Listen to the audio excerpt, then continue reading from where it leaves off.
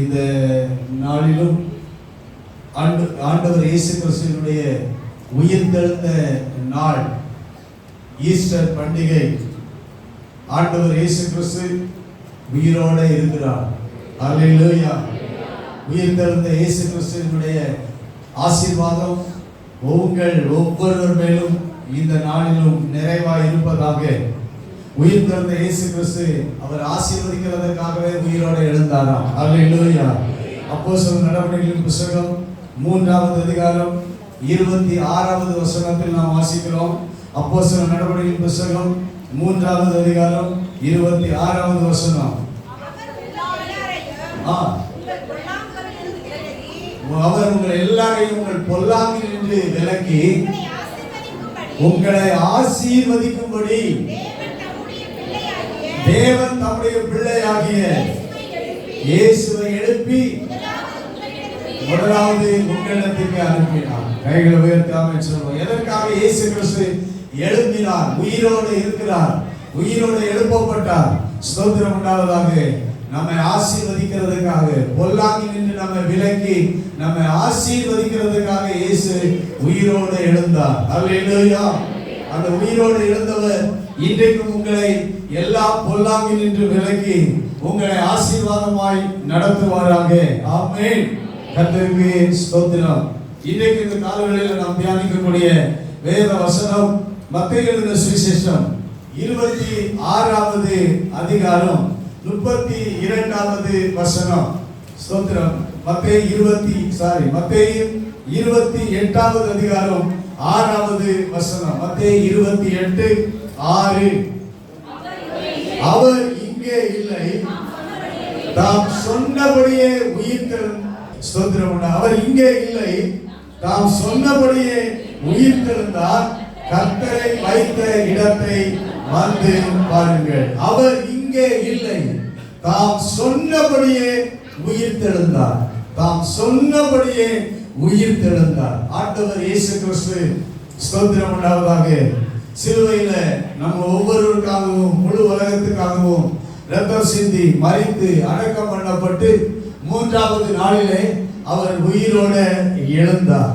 அந்த ஓய்வு நாள் முடிந்து வாரத்தின் முதலாவது நாள் விடிந்து வருகையில் ஸ்தோத்திரம் மரியாளும் மற்ற மரியாளும் மகதலேனா மரியாளும் கல்லறையை பார்க்கும்படிக்கு வந்தார்கள். அந்த கல்லறையில் ஸ்தோத்திரம் அடைக்கப்பட்டிருந்த கல் புரட்டி தள்ளப்பட்டிருந்தது. அல்லேலூயா. கர்த்தருக்கு ஸ்தோத்திரம் உண்டாவதாக. தேவ தூதர்கள் வானத்திலிருந்து தூதன் இறங்கி அந்த கல்லின் மேல உட்கார்ந்து இருந்தான். அவனுடைய ரூபம் மின்னலை போல, அவனுடைய வஸ்திரம் உறைந்த மலையை போல வெண்மையாக இருந்தது.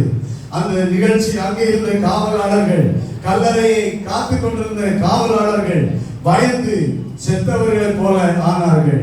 கர்த்தருக்கு ஸ்தோத்திரம். அந்த இடத்துல வந்த ஸ்திரீகளை பார்த்து தேவதூதன் சொல்லுகிறான், ஸ்தோத்திரம், பயப்படாதீர்கள், சிலுவையில் அறையப்பட்ட இயேசுவை தேடுகிறீர்கள் என்று அறிவேன். அவர் இங்கே இல்லை, தாம் சொன்னபடியே உயிர்த்தெழுந்தார். கைகளை உயர்த்தி அல்லேலூயா சொல்வோமாக. அவர் இங்கே இல்லை, தாம் சொன்னபடியே உயிர்த்தெழுந்தார். கர்த்தருக்கு ஸ்தோத்திரம். ஆண்டவர் இயேசு கிறிஸ்து இந்த உலகத்துல உயிரோட இருந்த காலத்துல அவர் சொல்லிக் கொண்டே வந்தார். அதைதான் நான் இன்றைக்கு காலங்களில் உங்களோடு கூட பேச விரும்புகிறேன். இயேசு கிறிஸ்து உயிர்த்தெழுந்தார்.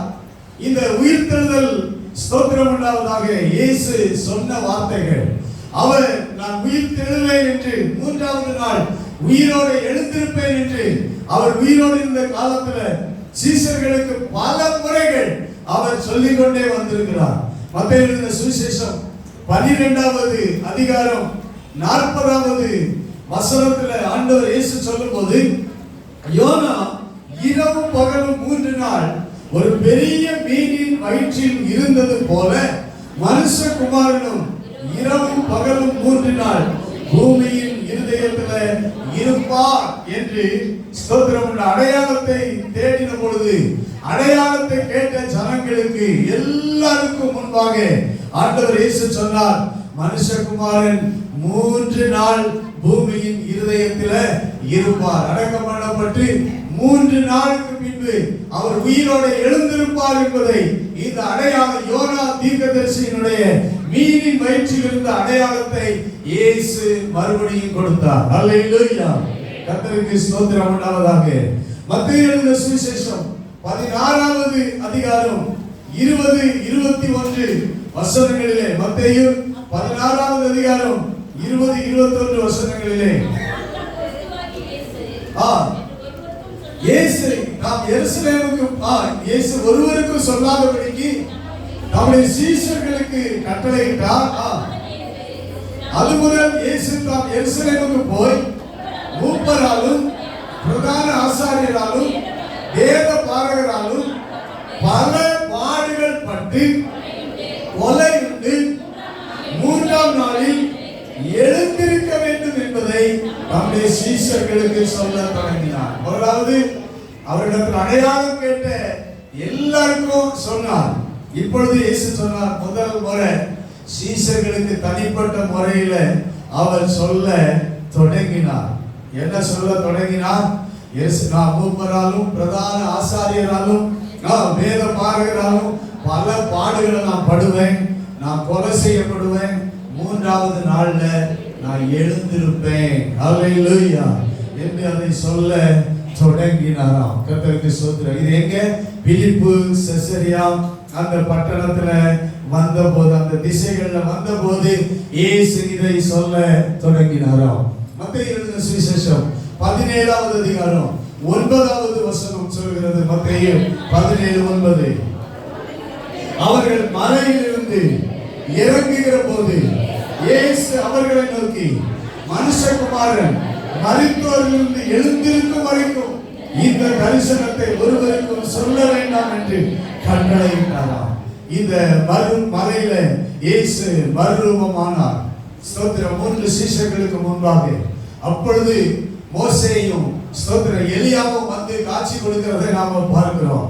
இந்த காட்சிக்கு பிற்பாடு ஆண்டவர் மலையிலிருந்து இறங்கி வரும்போது சீஷர்களை பார்த்து சொல்லுகிறார், நான் மரிப்பேன், மரித்து உயிரோட என்ன செய்வேன்? எழுந்திருப்பேன். அது வரைக்கும் இத நீங்க இந்த தரிசனத்தை யாருக்கும் என்ன செய்ய வேண்டாம், சொல்ல வேண்டாம் என்று கட்டளையிட்டாராம். இயேசுவின் மரணம், உயிர்த்தெழுதல் சொல்லப்பட்டது. ஹல்லேலூயா.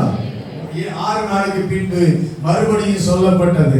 ஸ்தோத்திரம். மத்தேயு எழுதின சுவிசேஷம் 17வது அதிகாரம் 22-23 வசனங்களிலே அவர்கள் கலிலேயாவிலே சஞ்சரிக்கும் போது இயேசு அவர்களை நோக்கி, மனுஷகுமாரன் மனுஷர் கைகளில் ஒப்பு கொடுக்கப்படுவார், அவர்கள் அவரை கொலை செய்வார்கள், ஆகிலும் 3ஆம் நாளிலே உயிர்த்தெழுந்திருப்பார் என்றார்.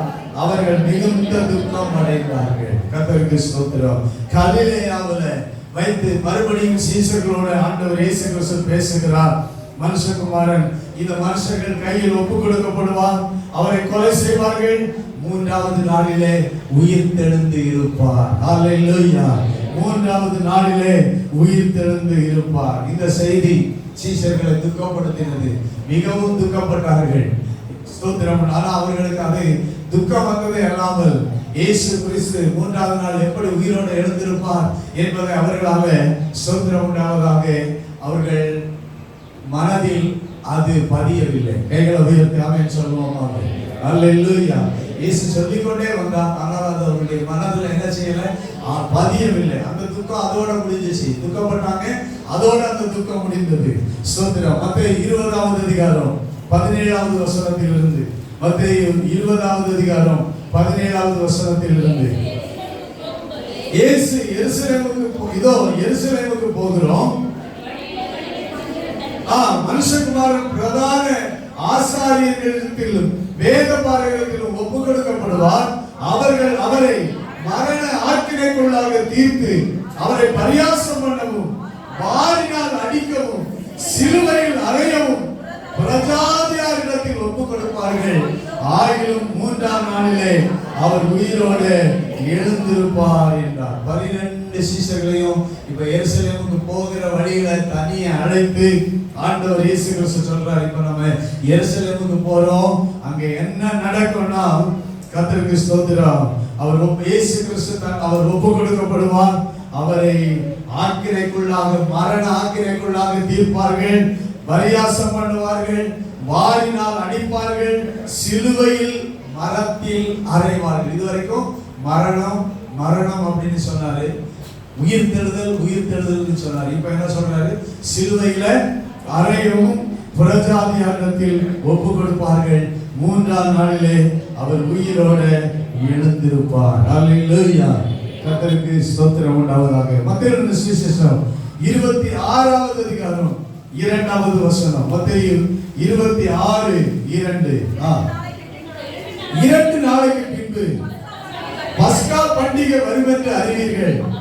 அப்பொழுது மனுஷகுமாரன் சிலுவையில் அறையப்படுவதற்கு ஒப்பு கொடுக்கப்படுவார். கர்த்தருக்கு ஸ்தோத்திரம். பஸ்கா பண்டிகை இப்போ 2 நாளைக்கு முன்பே மறுபடியும் சொல்றாரு. எருசலேம்ல வந்து அந்த பஸ்கா பண்டிகை ஆசரிக்கிறதுக்கு முன்பாக சொல்லுகிறார். ஸ்தோத்திரம். மனுஷகுமாரன் சிலுவையில் அறையப்படுவதற்கு என்ன செய்வார்? ஒப்பு கொடுக்கப்படுவார். அப்படின்னா 3ஆவது நாள் உயிரோட எழுந்திருப்பார். அதே மத்தேயு 26வது அதிகாரம் 32வது வசனம். மத்தேயு 26:32. ஆகிலும் நான் உயிர்த்தெழுந்த பின்பு உங்களுக்கு முன்னே கலிலேயாவுக்கு போவேன் என்றார். ஸ்தோத்திரம் உண்டாவதாக. இது எந்த இடத்துல எப்ப சொல்றாரு? ஆண்டவர் இயேசு கிறிஸ்து அன்றைக்கு கெத்செமனே தோட்டத்துல ஜெபம் பண்ணி அந்த இரவுல ஸ்தோத்திரம் அதிகாலையில ஸ்தோத்திரம் உண்டாவதாக. இப்போ அவர் இயேசுவை பிடிக்கிறதுக்கு வர போறாங்க. அந்த நேரத்துல ஆண்டவர் இயேசு கிறிஸ்து காட்டி கொடுக்கப்படுவதற்கு முன்பாக இயேசு கிறிஸ்து சொல்லுகிறார். ஸ்தோத்திரம் உண்டாவதாக. இந்த ராத்திரியில நீங்க எல்லாரும் என்ன செய்வீங்க? சிதறடிக்கப்படுவீங்க. மேய்ப்பன் வெட்டப்படும், ஆடுகள் சிதறடிக்கப்படும். ஸ்தோத்திரம். எல்லாரும் என்னிடத்தில் இடர்படுவீர்கள், ஆனா நான் உயிரோட எழுந்து. கைகளை உயர்த்தி ஆமென் சொல்லுவோம். அல்லேலூயா. நான் உயிர்த்தெழுந்த பின்பு உங்களுக்கு முன்னே கலிலேயாவுக்கு போவேன் என்றார். கர்த்தருக்கு ஸ்தோத்திரம். ஏன் கலிலேயாவுக்கு போவேன் என்றார்? ஸ்தோத்திரம். ஆண்டவருக்கு இயேசு கிறிஸ்துவுக்கு தெரியும். கர்த்தருக்கு மகிமை உண்டாவதாக. மரியாள் சிலுவையில மரிக்கும் போது கூட இருந்தார்கள். ஆனால் அதற்கு பின்பு அவர்கள் உடனடியாக எங்க போயிட்டாங்க? சொந்த ஊருக்கு கலிலேயாவுக்கு போயிட்டாங்க. ஸ்தோத்திரம் உண்டாவதாக. அல்லேலூயா. கலிலேயாவுக்கு போய் ஸ்தோத்திரம் தரிசனம் கொடுக்க வேண்டும் என்பதை ஆண்டவர் அறிந்து வைத்திருந்தார். எனவே நான் கலிலேயாவுக்கு உயிர்த்தெழுந்து கலிலேயாவுக்கு போவேன், உயிரோடு எழுந்திருப்பேன் என்று சிலுவையில் அறையப்படுவதற்கு முன்பாக இயேசு சொன்னார். அல்லேலூயா. ஆனால் ஸ்தோத்திரம் உண்டாவதாக. இது அவர்களுக்குள்ள என்ன செய்யல? ஸ்தோத்திரம் உண்டாவதாக. இந்த ஆண்டவர் சொன்னதை அவர்களாக ஸ்தோத்திரம் உண்டாவதாக அவர்கள் மனதில் அது இல்லை, பதியவில்லை. அவர்கள் இதை குறித்து யோசிக்கவில்லை, நினைக்கவே இல்லை. ஸ்தோத்திரம். இயேசு கிறிஸ்து காட்டி கொடுக்கப்பட்டார். இயேசு கிறிஸ்து சிலுவை அவரை பிடித்துக் கொண்டு போனார்கள். அவர் அவமானப்படுத்தப்பட்டார். ஸ்தோத்திரம். பாடுபடுத்தப்பட்டார். அவர் சிலுவையில் அறைந்தார்கள். எல்லாரும் அவரை விட்டு ஓட ஆரம்பித்தார்கள். அல்லேலூயா. கர்த்தருக்கு ஸ்தோத்திரம் உண்டாவதாக. இயேசு ஸ்தோத்திர சிலுவையில இரத்தம் சிந்தி நமக்காக மரித்தார். அவர் அடக்கம் பண்ணப்பட்டார். அடக்கம் பண்ண பிறகு ஸ்தோத்திரம் உண்டாவதாக. இந்த சீஷர்கள் மேல் வீட்டுல கதவை பூட்டி கொண்டு பயந்து ஸ்தோத்திரம் உண்டாவதாக அவர்கள் அந்த மேல் வீட்டில் ஒளித்திருந்தார்கள். அந்த மேல் வீட்டில் விட்டு வெளியே வரவே இல்லை. அவர்கள் பயந்து கொண்டிருந்தார்கள். ஸ்தோத்திரம். ஆனால் இயேசு கிறிஸ்து உயிரோடு எழுந்திருப்பார் என்கிற அந்த வார்த்தைகள் ஸ்தோத்திரம் உண்டாவதாக. அவர்கள் கல்லறையின் இடத்துல வந்து யோவானும் பேதுருவும் என்ன செய்தாங்க? கல்லறையின் இடத்துக்கு வந்தாங்க. கல்லறையில துணி, அவருடைய துணி என்ன செய்யப்பட்டிருந்தது?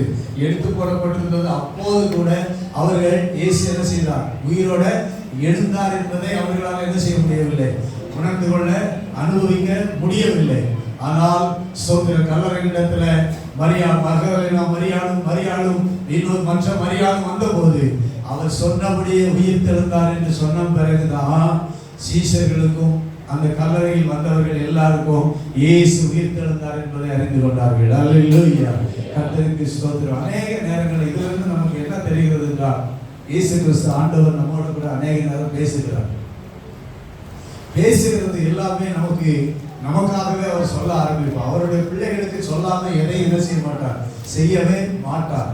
ஆனால் அதை நாம் அவைகளை ஸ்தோத்திரம் உண்டாவதாக நினைவில் என்ன செய்யறது இல்லை, வைக்கிறது இல்லை. அவைகளை ஸ்தோத்திரம் உண்டாவதாக நினைவு கூறுகிறது இல்லை, ஏற்றுக்கொள்கிறது இல்லை.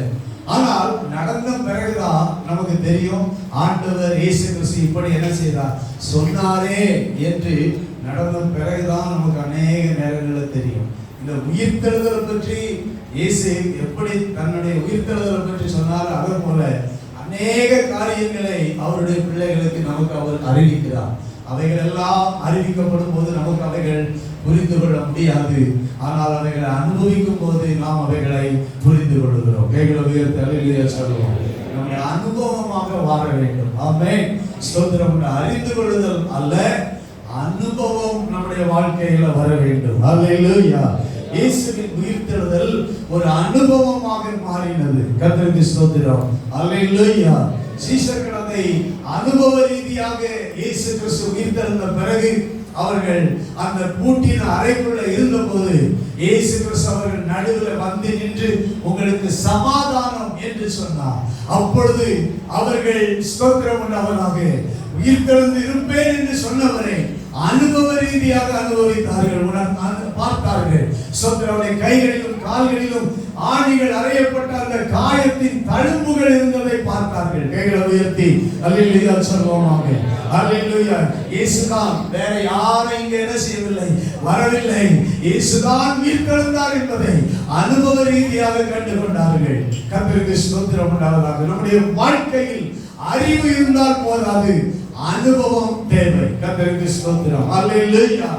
இயேசு தம்மை குறித்து அறிவிக்கிற வேதத்தின் அறிவு இருந்தால் மாத்திரம் போதாது, ஆண்டவர்களை குறித்த அனுபவம் நம்முடைய வாழ்க்கையில தேவை. கர்த்தருக்கு ஸ்தோத்திரம். இயேசு உயிர்த்தெழுந்ததை அவர்கள் அனுபவித்த பொழுது உண்மையாகவே அவர்கள் சமாதானத்தை அனுபவித்தார்கள், உண்மையாகவே சந்தோஷத்தை அனுபவித்து விட்டார்கள். இயேசு உயிர்த்தெழுந்து விட்டார் என்று அவர்களுக்குள்ள ஒரு தைரியம் பிறந்து விட்டது. அல்லேலூயா. அல்லேலூயா. பயம் மாறிவிட்டது. உயிர்த்தெழுதலின் அனுபவம் நமக்குள்ள இருக்குமானால் நமக்குள்ள எந்த பயமும் நம்ம வாழ்க்கையில இருக்காது. ஹல்லேலூயா. இயேசு உயிர்த்தெழுந்த இயேசு கிறிஸ்துவின் அனுபவம் நமக்குள்ள இருக்கும்போது பயம் மாறுகிறது. ஹல்லேலூயா. தைரியம் வருகிறது. இயேசுவை இப்போ பக்கத்துல போகலாம். ஆமென்.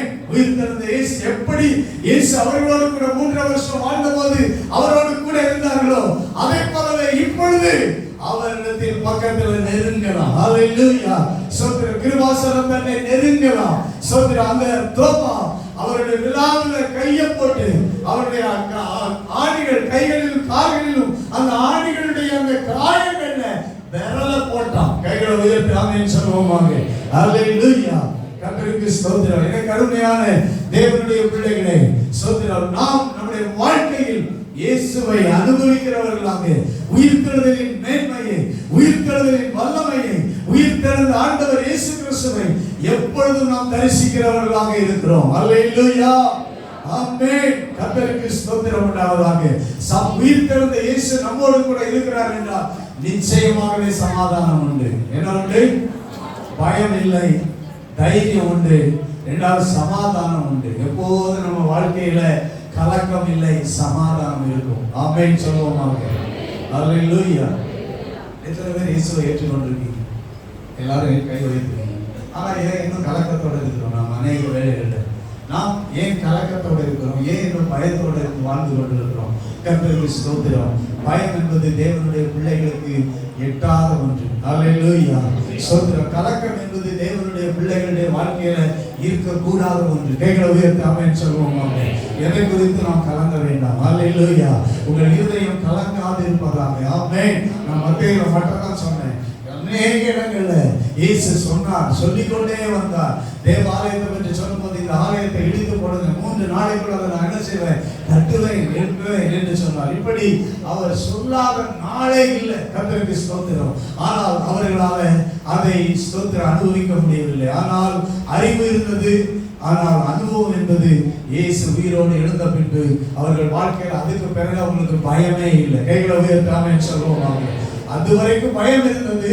ஆனால் இயேசு உயிர்த்தெழுந்த பிறகு பயம் இல்லாமல் இயேசுவை நீங்கள் கொலை செய்தீர்கள், இந்த இயேசுவை பிதாவாகிய தேவன் உயிரோடு எழுப்பினார், அதற்கு நாங்கள் சாட்சிகளாய் இருக்கிறோம் என்று தைரியமாய் சாட்சி பகர்ந்தார்கள். கைகளை தட்டி ஆண்டவரை மகிமைப்படுத்துவோமாக. அல்லேலூயா. ஹல்லேலூயா. உயிர்த்தெழுந்த இயேசு உங்களிலும் என்னிலும் வாழ்கிறார் என்றால், அனுபவமாக நம்முடைய வாழ்க்கையில் இயேசு இருக்கிறார் என்றால், நாம் தைரியமாய் இயேசு கிறிஸ்துவை குறித்து அறிவிக்கிறவர்களாக, பறைசாற்றுகிறவர்களாக இருப்போம். ஹல்லேலூயா. ஆமென். பயம் இருக்காது, தைரியம் இருக்கும்.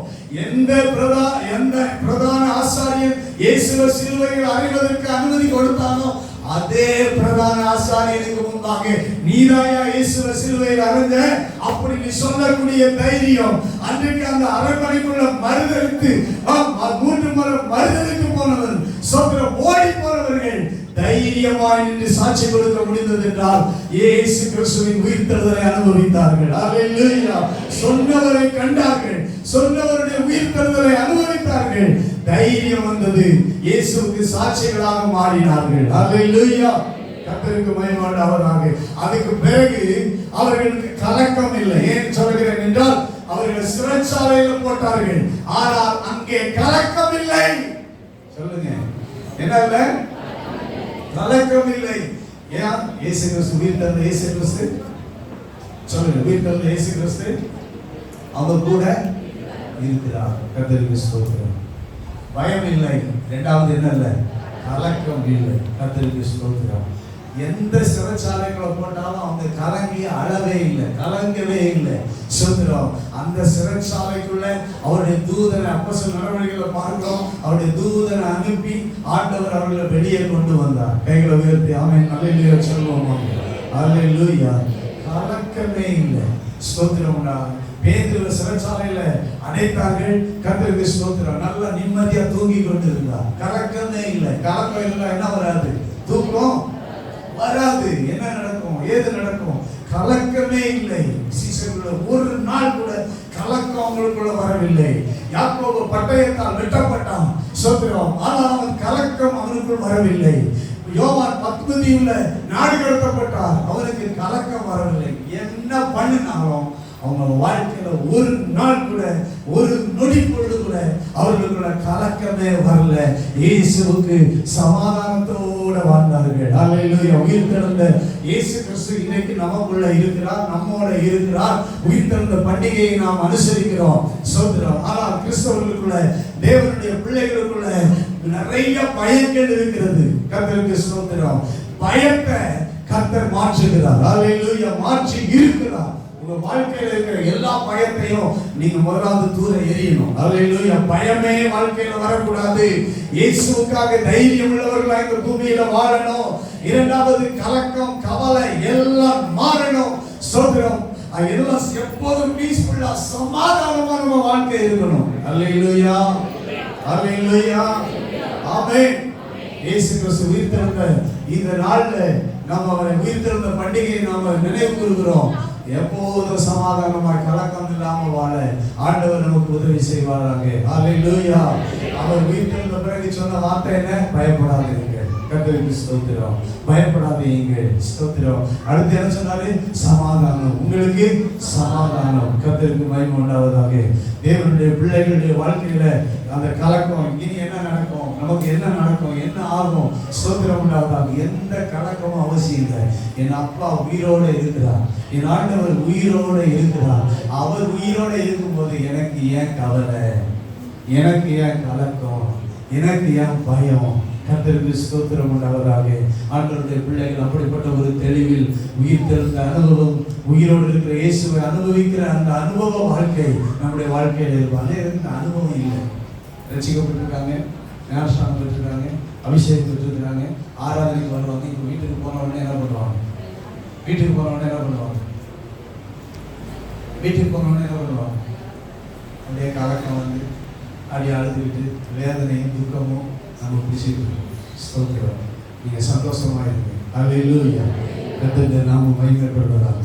இயேசு கிறிஸ்து உயிர்த்தெழுந்த இயேசு கிறிஸ்துவை நம்முடைய வாழ்க்கையின் அனுபவமாக நாம் கொண்டிருப்போமானால், ஸ்தோத்திரம், எப்போதும் பயம் இல்லாமலும் எப்பொழுதும் கலக்கம் இல்லாமலும் வாழ்வதற்கு ஆண்டவர் நமக்கு உதவி செய்வார். ஹல்லேலூயா. கர்த்தருக்கு மகிமை உண்டாவதாக. இன்றைக்கு இந்த காலவேளையிலும் ஆண்டவர் இயேசு கிறிஸ்து, ஸ்தோத்திரம் உண்டாவதாக, உயிர்த்தெழுந்தார். அந்த உயிர்த்தெழுந்த இயேசு கிறிஸ்து இன்றைக்கு மகிமையையும் கனத்தையும் உடையவராக இருக்கிறார். மகிமையையும் கனத்தையும் உடையவராக இருக்கிறார். உயிர்த்தெழுந்த ஞாயிறுகளை வருஷா வருஷம் நம்ம பல காரியங்களை சிந்திக்கிறோம். ஸ்தோத்திரம். இன்றைக்கு ஆண்டவர் இயேசு கிறிஸ்து உயிர்த்தெழுந்த ஆண்டவர். ஸ்தோத்திர. சில வசனங்களை நம்ம வாசிப்போம். ரோமர் 6வது அதிகாரம் 4வது வசனம். ரோமர் 6வது அதிகாரம் 4வது வசனம். ரோமர் 6:4. மேலும் பிதாவின் மகிமையினாலே கிறிஸ்து மரித்தோரிலிருந்து எழுப்பப்பட்டது போல. பிதாவின் மகிமையினால கிறிஸ்து மரித்தோரிலிருந்து எழுப்பப்பட்டார். பிதாவினுடைய மகிமை, பிதாவினுடைய மகிமை கிறிஸ்துவை உயிரோட எழுப்பினது. இன்றைக்கு நாம் அவருடைய மரணத்தின் சாயலில் இணைக்கப்பட்டிருக்கிறோம். உயிர்த்தெழுதலின் சாயலிலும் இணைக்கப்பட்டு இருப்போம் என்று வேதம் சொல்கிறது. 9வது வசனம், மரித்தோரிலிருந்து எழுந்த கிறிஸ்து இனி மரிப்பதில்லை என்று அறிந்திருக்கிறோம். மரணம் இனி அவரை ஆண்டு கொள்வது இல்லை. அவர் மரித்தது பாவத்திற்கென்று ஒரே தரம் மரித்தார். அவர் பிழைத்திருக்கிறது தேவனுக்கென்று பிழைத்திருக்கிறார். அல்லேலூயா. ஸ்தோத்திரம் உண்டாவதாக. 1 பேதுரு 1வது அதிகாரம் 21வது வசனம். 1 பேதுரு 1வது அதிகாரம் 21வது வசனம். 1 பேதுரு 1:21. உங்கள் விசுவாசமும் நம்பிக்கையும் தேவன் மேல் இருக்கும்படி அவரை மரித்தோரிலிருந்து எழுப்பி அவருக்கு மகிமையை கொடுத்தார். இயேசு கிறிஸ்து மகிமை உடையவராக இருக்கிறார். அல்லேலூயா. பிதாவின் மகிமை இயேசுவை எழுப்பினது. இயேசு இன்றைக்கு மகிமை உடையவராக இருக்கிறார். அல்லேலூயா. அவருக்கு உங்கள் விசுவாசமும் நம்பிக்கையும் தேவன் மேல் இருக்கும்படி அவருக்கு மகிமையை கொடுத்தார். கர்த்தருக்கு ஸ்தோத்திரம். எபிரேயர் 2வது அதிகாரம் 9வது வசனத்தில் நாம் பார்க்கிறோம். எபிரேயர் 2:9. ஒவ்வொருவருக்காகவும் மரணத்தை ருசி பார்க்கும்படிக்கு தேவதூதரில் சற்று சிறியவராக்கப்பட்டிருந்த இயேசு மரணத்தை உத்தரித்து நிமித்தம் மகிமையினாலும் கனத்தினாலும் முடிசூட்டப்பட்டதை காண்கிறோம். இயேசு கிறிஸ்து மரணத்தை உத்தரித்ததினால, மரணத்திலிருந்து 3வது நாள் உயிரோடு எழுந்ததினால, கனத்தினாலும் மகிமையினாலும் இயேசு முடிசூட்டப்பட்டிருக்கிறார். கைகளை சொல்லுவோமாக. அல்லேலூயா. அல்லேலூயா. கர்த்தருக்கு ஸ்தோத்திரம். அது என்ன மகிமை, என்ன கனம், அதுதான் ஸ்தோத்திரம். சில வசனங்களை நாம இன்னைக்கு தொடர்ந்து வாசிப்போம். அப்போஸ்தலர் நடவடிக்கைகளின் புத்தகம் 2வது அதிகாரம் 36வது வசனம். இயேசு கிறிஸ்துவின் மகிமை என்ன, இயேசு கிறிஸ்துவினுடைய கனம் என்ன, உயிர்த்தெழுந்த இயேசுவினுடைய மகிமை எப்படி இருக்கிறது, ஸ்தோத்திரம், கனம் எப்படி இருக்கிறது. அப்போஸ்தலர் 2வது அதிகாரம் 36வது வசனம். சிலுவையிலே அறைந்த இந்த இயேசுவை தேவன் ஆண்டவரும் கிறிஸ்துவும் ஆக்கினார் என்று இஸ்ரவேல் குடும்பத்தார் யாவரும் நிச்சயமாய் அறிய கடவர்கள் என்றார். இதை அவர்கள் கேட்டபோது இருதயத்தில் குத்தப்பட்டவர்களானார்கள். அல்லேலூயா. இயேசு கிறிஸ்து ஆண்டவர். அல்லேலூயா. இயேசு கிறிஸ்து ஒருவரே ஆண்டவர், அவரே கிறிஸ்து, அவர்தான் மேசியா. கைகளை உயர்த்தி அல்லேலூயா சொல்வோம். ஆமென். கர்த்தர் இயேசு அவர் கிறிஸ்துவும் ஆண்டவருமாய் இருக்கிறார். உயிர்த்தெழுந்த இயேசு ஆண்டவர். சொல்லுங்க. ஒரே ஆண்டவர் தான் உலகத்துல உண்டு. ஆமென். ஸ்தோத்திரம் உண்டாவதாக. இந்த உலகத்துல இன்னும் சில இதை மனிதர்கள் வச்சிருக்கிறாங்க, ஆண்டவருங்கிற பெயர்ல வச்சிருக்கிறாங்க. ஆனா இயேசு கிறிஸ்து, கர்த்தர் இயேசு கிறிஸ்து ஒருவரே ஆண்டவர். அவருக்கு தான் இந்த கனமும் மகிமையும் கொடுக்கப்பட்டிருக்கு. வேற யாருக்கும் இந்த கனமும் மகிமை என்ன செய்யப்படல, கொடுக்கப்படவில்லை. கர்த்தருக்கு ஸ்தோத்திரம். அப்போஸ்தலர் 4வது அதிகாரம் 12வது வசனம். அப்போஸ்தலர் 4:12. அவராலே அன்றி வேறு ஒருவராலும் ரட்சிப்பு இல்லை. நாம் ரட்சிக்கப்படும்படிக்கு வானத்தின் கீழெங்கும் மனுஷர்களுக்குள்ளே அவருடைய நாமமே அல்லாமல் வேறொரு நாமம் கட்டளையிடப்படவும் இல்லை. அவரால் வேறு ஒருவராலும் ரட்சிப்பு இல்லை, பாவ மன்னிப்பு இல்லை, பாவத்திலிருந்து விடுதலை இல்லை. உயிர்த்தெழுந்த இயேசு கிறிஸ்துவால் மாத்திரம்தான் மனிதனுக்கு பாவத்திலிருந்து ரட்சிப்பை கொடுக்க முடியும். கர்த்தருக்கு ஸ்தோத்திரம். அவர்தான் ரட்சகர். சொல்லுங்க. அல்லேலூயா. உயிர்த்தெழுந்த இயேசு கிறிஸ்து இரட்சகர். ஹல்லேலூயா. வானங்கள் ரட்சிக்கப்படும்படிக்கு வானத்தின் கீழெங்கும் மனுஷர்களுக்குள்ள அவருடைய நாமமே அல்லாமல் வேறு நாமமும் கட்டளையிடப்பட முடியும். இந்த உலகத்துல எத்தனை பெயர்கள் இருக்கலாம், ஆனால் இயேசு கிறிஸ்து முழுமையான பெயர் கர்த்தர் இயேசு கிறிஸ்து. கர்த்தராகிய இயேசு கிறிஸ்து என்கிற நாமம் தான் பிதாவாகிய தேவனால் இந்த உலகத்துல கட்டளையிடப்பட்ட நாமம். அல்லேலூயா. ஸ்தோத்திரம். இந்த இயேசு கிறிஸ்து கர்த்தர் இயேசு கிறிஸ்து என்கிற நாமத்துக்கு மகிமையும் கனத்தையும் இந்த பெயருக்கு தேவன் கொடுத்திருக்கிறார். எத்தனை பேர் அல்லேலூயா சொல்லுங்க? அல்லேலூயா. உலகத்துல சாமுவேல்ங்கிற ஒரு பெயர் இருக்கலாம், அதுக்கு ஆண்டவர் கனத்தையும் மகிமை என்ன செய்யல, கொடுக்கல. பேதுருங்கிற ஒரு பெயர் இருக்கலாம், அந்த பெயருக்கும் ஆண்டவர் மகிமையும் கனத்தையும் என்ன செய்யல, கொடுக்கல. யோவான் அப்படிங்கிற ஒரு பெயர் இருக்கலாம், ஆனா அந்த பெயருக்கு என்ன செய்யல, கனத்தையும் மகிமையும் கொடுக்கல. இயேசு கிறிஸ்து என்கிற பெயருக்கு தான் கனமும் மகிமையும் கொடுக்கப்பட்டிருக்கிறது. அல்லேலூயா. அல்லேலூயா. அல்லேலூயா. கர்த்தருக்கு மகிமை உண்டாவதாக. அப்போஸ்தலர் 5வது அதிகாரம் 30-31 வசனங்கள். அப்போஸ்தலர் 5வது அதிகாரம் 30-31 வசனங்கள். நீங்கள் மரத்திலே தூக்கி கொலை செய்த இயேசுவை நம்முடைய பிதாக்களின் தேவன் எழுப்பி இஸ்ரவேலுக்கு மனம் திரும்புதலையும் பாவ மன்னிப்பை அருளுகிறதற்காக அவரை அதிபதியாகவும் இரட்சகராகவும் தமது வலது கரத்தினாலே உயர்த்தினார். கர்த்தருக்கு ஸ்தோத்திரம். இயேசு கிறிஸ்துவுக்கு கனமும் மகிமை கொடுக்கப்பட்டிருக்கிறது. அவர் ஆண்டவர், அவர் இரட்சகர், அவர் அதிபதி. அல்லேலூயா. எல்லாவற்றுக்கும் அதிபதி, ஜீவாதிபதி, ஜீவனுக்கு அதிபதி, மரணத்துக்கு அதிபதியாகிய சாத்தானை ஜெயித்து அவர் மரணத்துக்கும் பாதாளத்துக்கும் உரிய திறவுகோலை உடையவர். அல்லேலூயா சொல்லுவோமாக. அல்லேலூயா. எல்லாருக்கும் எல்லாவற்றுக்கும் அதிபதி யாரு? உயிர்த்தெழுந்த இயேசு கிறிஸ்து. அல்லேலூயா. உயிரோடு இருக்கிற இயேசு கிறிஸ்து. அல்லேலூயா. ஸ்தோத்திரம். அவரே அதிபதியாக உயர்த்தப்பட்டிருக்கிறார். அவரே அதிபதி. அதான் கனம் மகிமை. கர்த்தருக்கு ஸ்தோத்திரம். பிலிப்பியர் 2வது அதிகாரத்தில் நாம் பார்க்கிறோம். பிலிப்பியர் எழுதினதான நிருபம் 2வது அதிகாரம். ஸ்தோத்திரம் உண்டாவதாக. 9வது வசனத்திலிருந்து, ஆதலால் தேவன் எல்லாவற்றுக்கும் மேலாக அவரை உயர்த்தி இயேசுவின் நாமத்தில் வானோர் பூதலத்தோர் பூமியின் கீழானோருடைய முழங்கால் யாவும் முடங்கும்படிக்கும் பிதாவாகிய தேவனுக்கு மகிமையாக இயேசு கிறிஸ்து கர்த்தர் என்று நாமங்கள் யாவும் அறிக்கைப்படும்படிக்கும் எல்லா நாமத்திற்கும் மேலான நாமத்தை அவருக்கு தந்தருளினார். தேவன் எல்லாவற்றுக்கும் மேலாக அவரை உயர்த்தி இருக்கிறார். அல்லேலூயா. எல்லாவற்றுக்கும் மேலாக இயேசு கிறிஸ்து உயர்ந்தவராய் இருக்கிறார். ஸ்தோத்திரம் உண்டாவதாக. ஆமென். ஸ்தோத்திரம். அவருடைய நாமத்துல வானோரும் கீழோரும் பூதலத்தோரும் எல்லாரும் முழங்காலும் முடங்குமா. அல்லேலூயா. வானத்தில் இருக்கிற பரலோகத்தில் இருக்கிற தேவதூதர்கள் எல்லாம் முழங்காலும் இயேசுவுக்கு முன்பாக முடங்கும். ஆமென் சொல்லுங்க. அத்தனை தூதர்களுடைய முழங்காலும் யாருக்கு யாருதான் முடங்கணும்? யாருதான் முடங்கணும்? இயேசு கிறிஸ்துவுக்கு முன்பாக முடங்கும். ஸ்தோத்திரம். இந்த பூமியில் இருக்கிற எல்லா முழங்காலும் யாருதான் முடங்கணும்? இயேசுவுக்கு முன்பாக தான் முடங்கும். வானோர் என்றால் வானோர், வானோர்னா யாரு? மேல இருக்கிற எல்லாரும் வானோர். ஸ்தோத்திரம். பூதலத்தோர் பூமியினுடைய கீழானோர். கீழானோர்னா என்ன? ஸ்தோத்திரம். எந்த உயிரோடு இருக்கிறோம் நாம பூமியில் இருக்கிறோம், மரித்தவங்க. அல்லேலூயா. எல்லா முழங்காலும் இயேசுவுக்கு முன்பாக என்ன செய்யும்? முடங்கும். எல்லா நாமத்துக்கும் மேலான நாமத்தை அவருக்கு தந்தருளினார். எபேசியர் நிருபம் 2வது அதிகாரம்.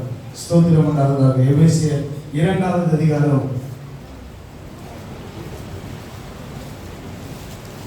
23வது வசனம். 21ல இருந்து வாசிப்போம். 21ல இருந்து. அவரை உன்னதங்களில் நம்முடைய வலது பார்சத்தில் உட்காரும்படி செய்து எல்லாவற்றையும் அவருடைய பாதங்களுக்கு கீழ்ப்படுத்தி எல்லாவற்றையும் எல்லாவற்றாலும் நிரப்புகிறவருடைய நிறைவாகிய சரீரமான சபைக்கு அவரை எல்லாவற்றிற்கும் மேலான தலையாக தந்தருளினார். இந்த வார்த்தையெல்லாம் கவனிக்கணும். மேலான நாமம். இப்ப நான் என்ன சொல்றேன்? இப்ப சொல்லுங்க. மேலான தலை. ஸ்தோத்திரம். மேலான தலையாக ஸ்தோத்திரம் தந்தருளினார். மேலான தலையாக மேலான தலையாக கண்டறினார். அதாவது எல்லாவற்றுக்கும் தலையாக இருக்கிறவர், தலைவராக இருக்கிறவர் நம்முடைய ஆண்டவர் இயேசு கிறிஸ்து. அல்லேலூயா, அல்லேலூயா. அதைத்தான் வெளிப்படுத்தின விசேஷத்துல பார்க்கிறோம். ஸ்தோத்திரம் உண்டாவதாக. வெளிப்படுத்தின விசேஷத்துல ஸ்தோத்திரம் அதைத்தான் நாம பார்க்கிறோம். கர்த்தருக்கு மகிமை உண்டாகட்டும். 5வது அதிகாரத்துல வெளிப்படுத்தின விசேஷம் 5வது அதிகாரம் 12வது வசனத்திலிருந்து நாம் பார்க்கிறோம்.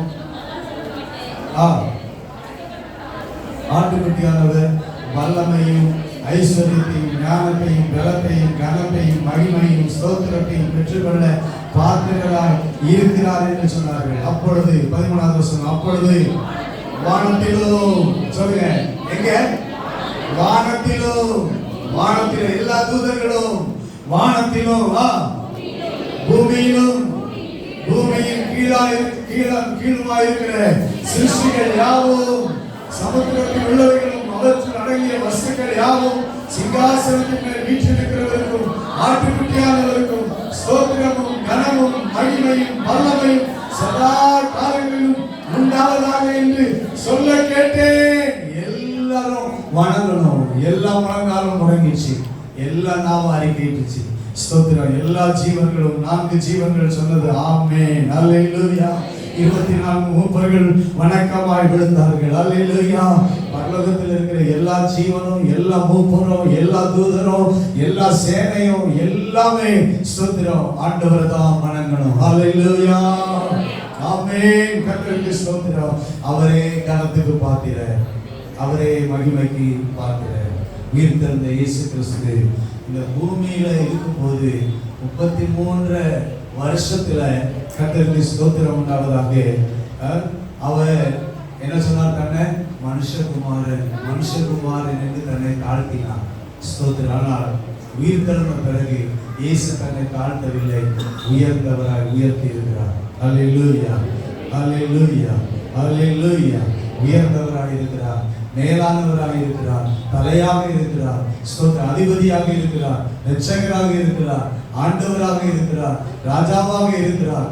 அவர் மீண்டும் இயேசு கிறிஸ்து வரப்போகிறார். அல்லேலூயா, கர்த்தருக்கு ஸ்தோத்திரம். பிரியமான தேவனுடைய பிள்ளைகளே, இன்னைக்கு இந்த உயிர்த்தெழுந்த நாளில் நம்ம எல்லாரும் உயிர்த்தெழுதலின் மகிமையை நாம் தரித்துக் கொள்ள வேண்டும். அல்லேலூயா, கர்த்தருக்கு ஸ்தோத்திரம் உண்டாவதாக.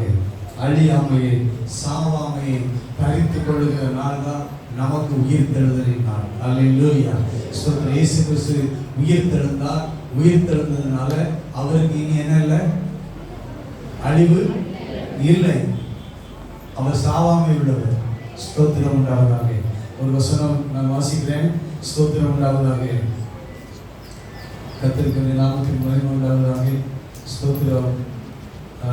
2 தீமோத்தேயு 1வது அதிகாரம் 10வது வசனம். 2 தீமோத்தேயு 1:10.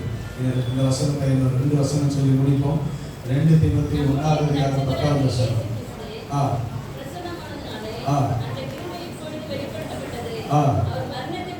அவர் மரணத்தை பரிகரித்து ஜீவனையும் அழியாமையும் சுவிசேஷத்தினால வெளியரங்க மாட்டினார். மரணத்தை பரிகரிச்சிட்டார், மரணத்தை ஜெயித்துட்டார். ஸ்தோத்திரம். இப்போ ஜீவனையும் அழியாமையும் வெளியரங்க மாட்டிருக்கிறார் சுவிசேஷத்தினால. அல்லேலூயா, ஸ்தோத்திரம். ஜீவனையும் அழியாமையும் வெளியரங்கமாக இருக்கிறார். இந்த ஜீவனும் அழியாமையும் எப்போ வெளியரங்கமாகும்? நமக்கு இயேசு உயிரோடு எழுந்தார், நாமும் உயிரோடு என்ன செய்வோம்? ஒரு நாள் எழுந்திருப்போம். கர்த்தருக்கு ஸ்தோத்திரம். இந்த ஜீவனும் அழியாமையும் எப்போ வெளியரங்கமாகும் அப்படின்னா 1 கொரிந்தியரின் புத்தகம் 15வது அதிகாரம். ஸ்தோத்திரம் உண்டாவதாக. நாம் திருப்பிக் கொள்ளும்போது 1 கொரிந்தியரின் புத்தகம் 15வது அதிகாரம் ஸ்தோத்திரம் 42, 43. ஸ்தோத்திரம் உண்டாவதாக. நான் வாசிக்கிறேன். அழிவில்லாததாய் மரித்தோரின் உயிர்த்தெழுதல் நடக்கும் போது அழிவில்லாத அழியாமை வரும். கைகளை உயர்த்தாமல் சொல்லுவோம். நாம் உயிரோட எழுந்திருக்கிற ஒரு நாள் உண்டு. இயேசு உயிரோட எழுந்தார், நாம் உயிரோடு எழுந்திருப்போம். அன்றைக்கு நாம் அழியாமையை தெரிந்து கொள்வோம். அல்லேலூயா. அழியாமை கர்த்தருக்கு ஸ்தோத்திரம் மகிமை உள்ளதாய், ஸ்தோத்திரம், பலம் உள்ளதாய். கர்த்தருக்கு ஸ்தோத்திரம் உண்டாவதாக. 54வது வசனத்தில் வாசிக்கிறோம், அழிவுள்ளதாகிய இது அழியாமையும், சாவுள்ளதாகிய இது சாவாமையும் தரித்துக் கொள்ளும் போது, உயிர்த்தெழுதல் நடக்கும் போது சாவாமை அழியாமை நமக்குள்ள வருகிறது. ஹல்லேலூயா, ஸ்தோத்திரம். இயேசு உயிர்த்தெழுந்தார் 3வது நாள். அவர் சாவாமை உள்ளவர், அவர் அழியாமை உள்ளவர். அவருடைய பிள்ளைகளாகிய நீங்களும் நானும், ஸ்தோத்திரம் உண்டாவதாக, அதே உயிர்த்தெழுதல் சபைக்கும் அவருடைய பிள்ளைகளுக்கும் ஒரு நாள் உயிர்த்தெழுதல் உண்டு. நாம் மரித்தாலும் உயிரோடு எழுவோம். ஹல்லேலூயா. உயிரோடு இருந்தால் மறுரூபமாக்கப்படுவோம். ஆண்டவர் இயேசு கிறிஸ்துவினுடைய உயிர்த்தெழுதலில் மகிமை உள்ள, ஸ்தோத்திரம் உள்ள அழியாமையை, அந்த ஜீவனை நாம் தரித்துக் கொள்வோம். கர்த்தருக்கு ஸ்தோத்திரம். ஒரு தவறான உபதேசம் இருக்கு. அழியாமையும் ஜீவனை அப்படின்னு இயேசு வெளியரங்கமாக்கினார்னு அநேகர் என்ன சொல்றாங்கன்னா, இந்த உலகத்துல நீ என்ன செய்ய மாட்ட, நீ என்ன செய்ய மாட்ட, சாக மாட்டேன். சிலர் சொல்றாங்க, நான் சாக மாட்டேன், நான் அழிய மாட்டேன். ஆண்டவர் என்ன சொன்னார்? உயிர்த்தெழுதலை பற்றி தான் சொன்னார். உயிர்த்தெழுதல்ல தான் அழியாம வரும். கையில உயிர்த்தெழுதல் சொல்லுவோம். அல்லேலூயா. உயிர்த்தெழுதல்ல தான் ஜீவன் வரும். ஆனா அதுக்கு முன்னாடி மனுஷனா பிறந்தாலும் எல்லாரும் என்ன செய்யணும்? சாகணும், அல்லது வருகை வந்தால் மறுரூபமாக்கப்படணும். அல்லேலூயா, ஸ்தோத்திரம் உண்டாகும். இது இல்லாம யாரும் 1000 வருஷம் இன்னும் உயிரோட என்ன செய்ய முடியாது, இருக்க முடியாது. ஸ்தோத்திரம். இயேசு அழியாமை என்பது உயிர்த்தெழுதலை பற்றி தான் சொல்லி இருக்கிறார். ஸ்தோத்திரம். அழியாமையை, சாவாமையை தரித்துக் கொள்ளுகிற நாள் தான் உயிர்த்தெழுதல். சபைக்கும் தேவனுடைய பிள்ளைகளுக்கும் ஒரு உயிர்த்தெழுதலின் நாளை ஆண்டவர் வைத்திருக்கிறார். அல்லேலூயா. இயேசு ஏன் உயிர்த்தெழுந்தார்? நாமும் உயிர்த்தெழுவோம். எல்லாரும் சொல்லுங்க, நாமும் உயிர்த்தெழுவோம். அல்லேலூயா. நாம் ஒரு நாள் உயிரோடு எழுந்திருப்போம். இயேசுவோடு கூட நாமும் உயிர்த்தெழுந்த இயேசுவோடு கூட இருப்போம் என்கிற நம்பிக்கையை ஆண்டவர் நமக்குள்ள தந்திருக்கிறார். இந்த உயிர்த்தெழுந்த நாள்ல ஸ்தோத்திரம் உண்டாவதாக. இது நான் உங்களுக்கு, அவர் சொன்னபடி உயிர்த்தெழுந்தார். இயேசுவின் உயிர்த்தெழுந்த அனுபவம் நமக்குள்ள இருந்தால் நிச்சயமா நாம் உயிரோட எழுப்போம். அல்லேலூயா, ஸ்தோத்திரம் உண்டாவதாக. ஒரு வசனத்தை வாசித்து நான் முடிச்சிடுறேன். கர்த்தருக்கு ஸ்தோத்திரம். பிலிப்பியருக்கு எழுதினதான நிருபம் 3வது அதிகாரம், பிலிப்பியர் 3வது அதிகாரம் 10வது 11வது 9, 10, 11 வசனங்கள்ல சொல்ற, கிறிஸ்துவுக்குள் இருக்கிறேன் என்று காணப்படும்படிக்கும் நான் அவரையும் அவருடைய உயிர்த்தெழுதலின் வல்லமையையும், கவனிங்க, இயேசு என்ன செய்யணும்? அறியணும். அவருடைய உயிர்த்தெழுதலின் வல்லமை என்ன செய்யணும்? அறியணும். அவருடைய பாடுகளின் ஐக்கியத்தை என்ன செய்யணும்? அறியணும். ஸ்தோத்திரம். இயேசுவை, அவருடைய பாடுகளின் ஐக்கியத்தை, அவருடைய உயிர்த்தெழுதலின் வல்லமையை அறிகிறதுக்கும், அவருடைய மரணத்துக்கு ஒப்பான மரணத்துக்கு உள்ளாகி, இயேசு மரித்தார். ஒவ்வொருவரும் என்ன செய்யணும்? சொல்லுங்க, மரிக்கணும். மரணத்துக்கு உள்ளாகி. கர்த்தருக்கு ஸ்தோத்திரம் உண்டாவதாக. இப்போ நம்ம மரணத்துக்கு போக முன்னாடி நாம இயேசுவை நல்லா என்ன செஞ்சிருக்கணும்? சொல்லுங்க, அறிந்திருக்கணும். இயேசுவின் பாடுகளின் ஐக்கியத்தை என்ன செய்திருக்கணும்?